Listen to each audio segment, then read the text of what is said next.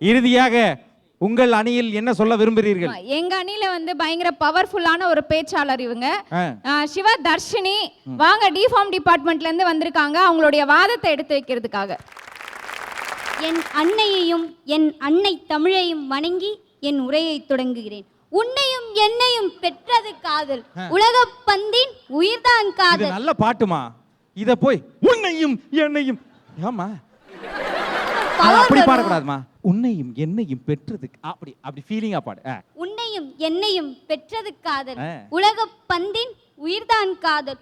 ஊசி முனையின் காதுக்குள்ளே ஒட்டகத்தை நுழைப்பது காதல். காதின் ஓரம் நரை விழுந்தும் கூட இளமையை சுண்டி இழுக்கும் காதல். நீங்க இளமையா இருக்கிறதுனால தான் நடுவர் அவர்களே இந்த பாயிண்ட் உங்களுக்கு சொன்னேன். Very nice point, very nice point. என்ன இளமை என்று அங்கே ஏதோ கேட்கிறதே.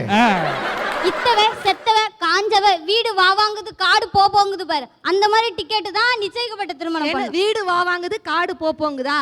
எங்க பசங்களுக்கு தெளிவா தெரியுங்கிற காதலை விட நட்பு தான் பெருசுன்னு எங்க பசங்களுக்கு தெளிவா தெரியும். ஏன் தெரியுமா? சமையலுக்கு தேவை உப்பு, சந்தோஷத்துக்கு தேவை நட்புங்க. நடுவர் அவர்களே, நட்புக்கும் காதலுக்கும் ஒரு வித்தியாசம் இருக்குது. ஒரு நிமிஷம், நீங்க இந்த பக்கம் வரீங்களா? ஏன் உங்க தலைப்பு என்னன்னு காட்டு. இல்ல, காதல் சரியில்லைன்னு நீங்க காதலுக்கு எதிரா நட்பை பத்தி பேசிக்கிட்டு இருக்கீங்க. காதல் சரியில்லைன்னு பேசுறோம். நிச்சயிக்கிட்ட திருமணத்தை பத்தி பேசுங்க. அந்த புள்ளை எழுந்து பாயிண்ட்ஸ் எல்லாம் மனப்பாடம் பண்ணி என்னமா அந்த பாட்டு சொல்லு, இன்னொரு வாட்டி சொல்லு. காலம் சிற்பிக்கு தரும் பரிசு முத்து, காலம் மனிதனுக்கு தரும் பரிசு காதல். அதெல்லாம் மனுஷனான்னு முதல்ல பாருங்களேன். அதெல்லாம் முதல்ல ரிஜெக்டட் பீஸ். நீ சொல்லுமா. முதல்ல அது எல்லாத்தையும் கொண்டு போய் பரிசோதிச்சு பார்க்கணும், அதெல்லாம் மனுஷனா இல்லையான்னு. அவ்வளவு செலவு பண்ண கூடாதுமா இதுங்களெல்லாம். காதலன் காதலிக்கு தந்த பரிசு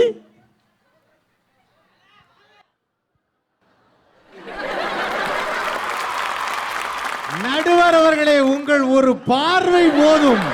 கடைசியா ஒன்னேன்னு சொல்லிக்கிறேன் நடுவர்களே, வீர விளையாட்டுன்னு சொல்லி வைப்பாங்க திருமணத்தப்ப. காளையை அடக்கணும், கல்லை தூக்கணும். அந்த மூஞ்செல்லாம் பாருங்க, காளையை அடக்குற மாதிரி இருக்கு, கல்லை தூக்குற மாதிரியா இருக்கு, வெந்து நொந்து போய் உட்காந்துருக்கு.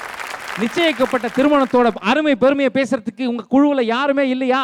ரிஷ்வானா பர்வீன் சிங்கம் சிங்கிளா களை இறங்குதுப்பா. பார்த்தாயா, அவர்களே தீர்ப்பை சொல்லிவிட்டார்கள்.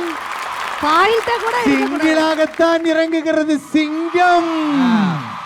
இறைவனின் திருப்பெயரால் என் உரையை துவங்குகிறேன். சொல்லுமா. நடுவர் அவர்களே, இங்க எத்தனை பேர் சிங்கிளா இருக்கீங்க? கை தூக்குங்க. மனச அப்படியே இருங்க.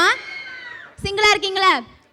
நீங்க சிங்கிளா இருக்கவங்கலாம் நடுவர் மேல சத்தியம் பண்ணி சொல்லுங்க, நான் கல்யாணமே பண்ண மாட்டேன்.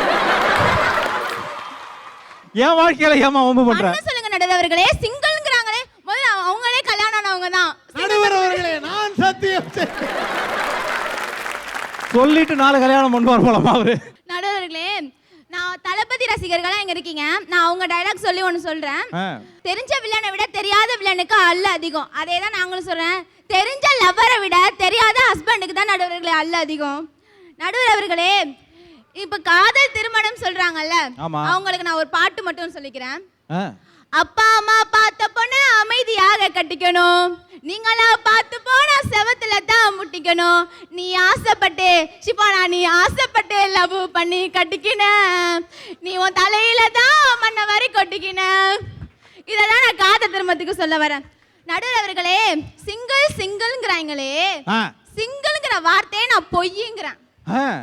அது மட்டும் இல்ல, இந்த மொரட்டு சிங்கிள் இருக்காங்களே, இவங்க எல்லாம் லவ் ஃபெயிலியர். ஊருக்குள்ள லவ் ஃபெயிலியர் ஆனவங்க பாதி பேரு ஐ அம் மொரட்டு சிங்கிள் அப்படிங்கிறாங்க. கேட்டா அவங்க லவ்வே வர்த்துட்டாங்களா, நடுவர் அவர்களே வர்த்துட்டாங்களா. ஒரு நிமிஷம், அந்த பாட்டை மறுபடியும் பாடுங்க. இப்பதான் பாயிண்ட் வந்திருக்கா? இல்ல பரவாயில்ல, அந்த பாட்டை மறுபடியும் பாருங்க.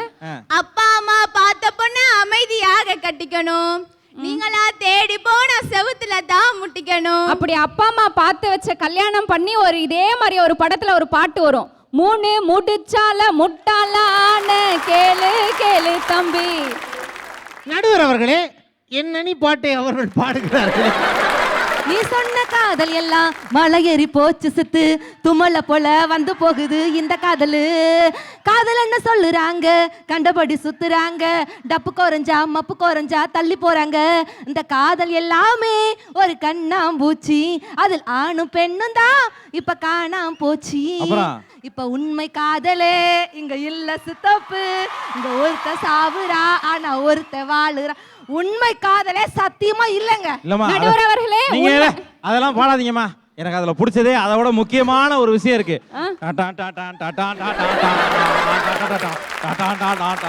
இல்ல உண்மை காதல் இல்லைன்னு சொல்றாங்கல்ல, அதே மாதிரி ஒரு படத்துல ஒரு பாட்டு வருங்க.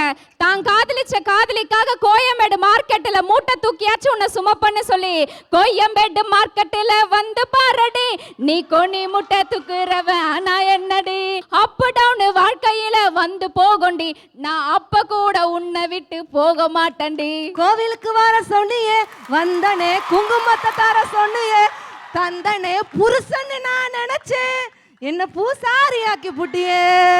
புல்லட்டுல வர சொன்னியே வந்தனே, கைய விட்டு ஓட்ட சொன்னியே செஞ்சனே ஸ்டைல்னு நான் நினைச்சேன் என்ன ஸ்ட்ரக்சர்ல ஏத்தி புட்டியே. தெரு தெருவா அலையிரண்டி. வாவ், இந்த இடத்துல வாவ் வாவ்னு சொல்லணும். அப்படியா? சொல்லு. நீ டச் பண்ணதுல நான் எல்லாத்தையும் மறந்துட்டேன். நடுவர் அவர்களே, நீங்கள் வெறும் நடுவரா, நாட்டிய நடுவரா, இல்லை குறைக்கும் நடுவரா?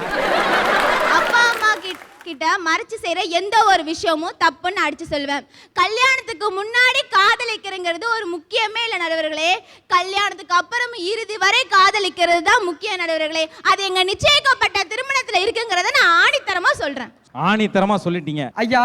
நான் எடுத்துக்கிட்டது தலைப்பு மகிழ்ச்சியான வாழ்க்கைக்கு வழிவகுக்கிறது மொரட்டு சிங்கிள் தான்யா. காதலிக்கிற நாங்கள்லாம் பாயும் புலிகள் அப்படின்னு சொன்னாங்க. பாஞ்சு போய் புதக்குழிக்குள்ள விழுகிறதுக்கு நாங்க பாயாமலே பல காலம் வாழ்ந்துட்டு போயிடுவோம். நீங்க எல்லாம் கொட்டை எடுத்த புலியா, எடுக்காத புலியா? இது மட்டும் இல்லையா, வணிகவியல் ஐயா தலைவர் ஐயா சொன்னாரு, காதலிச்சு கல்யாணம் பண்ணவன் கல்யாணத்துக்கு அப்புறம் எந்த பொண்ணை பார்க்குறான் அப்படிங்கிற சந்தேகம் எழும் அப்படின்னு. எந்த பொண்ணை பார்க்குறாங்கிற சந்தேகம் காதல் கல்யாணத்தில் எழும். ஆனால் எவன் பொண்டாட்டியை பார்க்குறாங்கிற சந்தேகம் நிச்சயிக்கப்பட்ட திருமணத்தில் தான் எழும். அந்த சந்தேகம் உங்களை பார்த்தா எழுதுங்கிறாருங்க. உங்கள் மேலே நியாயமே இருந்தாலும் நீங்கள் வாய் மூடிய ஒரு புள்ள பூச்சியாக தான் அங்கே இடத்துல நீங்கள் இருப்பீங்க. ஆனால் எங்களுக்கு அப்படி கிடையாது. நாங்கள் எந்த இடத்துல வேணாலும் எங்களோட மனசை திறந்து நியாயங்கிறத சொல்லிட்டு போய்கிட்டே இருப்போம். நாங்கள் சுதந்திர பறவைகள். அந்த சுதந்திர பறவை கூட ஒரு அளவுக்கு மீறி பறந்து போச்சுன்னு வச்சுக்கோங்களேன், தனி மரமா ஏதாச்சும் ஒரு ஃப்ளைட்லயோ இல்ல சூரியனோட நெருப்புலயோ பட்டு செத்து போயிடும். எங்களுடைய அளவு எங்களுக்கு தெரியும் என்பதுதான் எங்களோட அறிவு. அதே தனி பறவையா பறக்கும் போது உங்களுக்கு குடும்பம் அப்படிங்கிற ஒரு உறவு கிடைக்காது. அதே காதல் திருமணம் பண்ணி பாருங்க, ஒட்டுமொத்தமா உங்களுக்கு எல்லா உறவுகளும் தவறு.